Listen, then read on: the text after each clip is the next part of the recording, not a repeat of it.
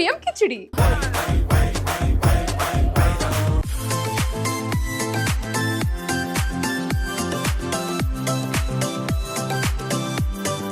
Simple గా అయిపోయే ఒక రెసిపీ ఇది. యాక్చువల్లీ దీనికి చాలా టైం పడుతుంది, కానీ ఆ టైం పట్టకుండా ఇంకా కొంచెం సింపుల్ గా ఎలా చేయొచ్చు అని చెప్పడమే ఈ వైరల్ వంటలక్క స్టైల్. మీరు స్పెషల్ అబ్బా, ఎప్పుడైనా కామన్ గా తెలిసిందే కదా, మేము కూడా చూస్తుంటాం. సో ముందుగా బాగా వేయించిన పల్లీలని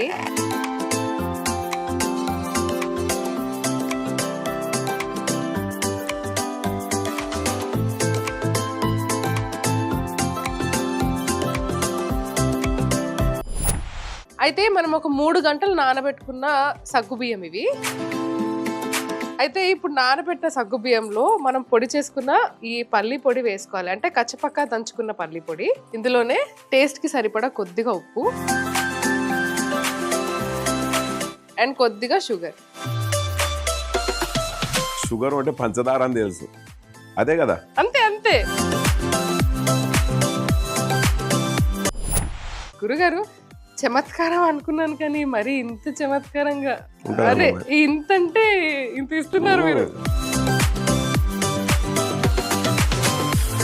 ఇప్పుడు మనకి బాండ్లు పెట్టేసుకోవడం, నూనె బాగా వేడెక్కింది కాబట్టి ఇందులో కొంచెం కొద్దిగా జీలకర్ర, పచ్చిమిర్చి, సన్నగా తరిమిన అల్లం, కరివేపాకు, ఇంగువ కొద్దిగా దట్టంగా వేస్తేనే శరీర పుష్టి.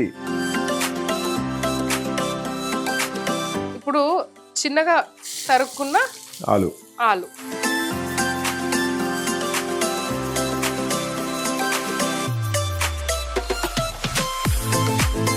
సో అది ఇప్పుడు మన బంగాళదుంప అయితే ఉడికింది కాబట్టి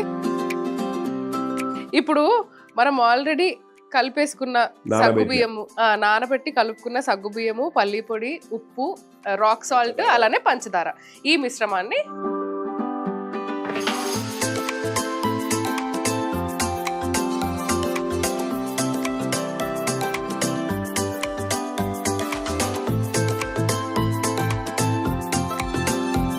ఇది అయిపోయింది. ఇంకా ఏంటి అప్పుడే ఏంది చెప్పినట్టు చేశారే. ఈ సాబుదానా కిచిడిలో ఆఖరికి డిష్ అవుట్ చేసే ముందు కొద్దిగా పల్లి పొడి,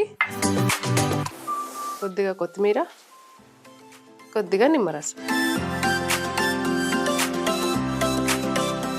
కలర్ వచ్చేసింది, మంచి కలర్ ఫ్లేవర్ వచ్చేసింది. చూడడానికి కలర్ఫుల్, తింటే టమ్మీ ఫుల్.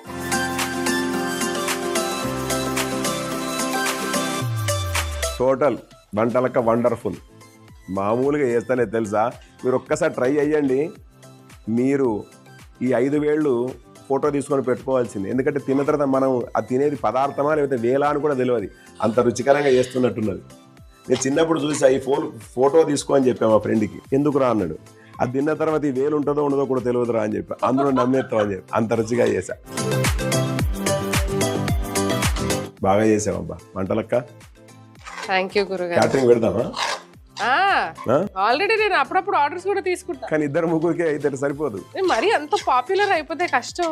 కావాలనే ఎలా అని ఇంత లైవ్ షో మనం ఎందుకు ఇస్తున్నాం? కొడితే కొట్టాలి, జాక్పాటే కొట్టాలి, అంతే. సగ్గు బియ్యం కిచిడి చేసుకునే విధానం. ముందుగా వేయించిన పల్లీలను బరకగా పొడి చేసుకోవాలి.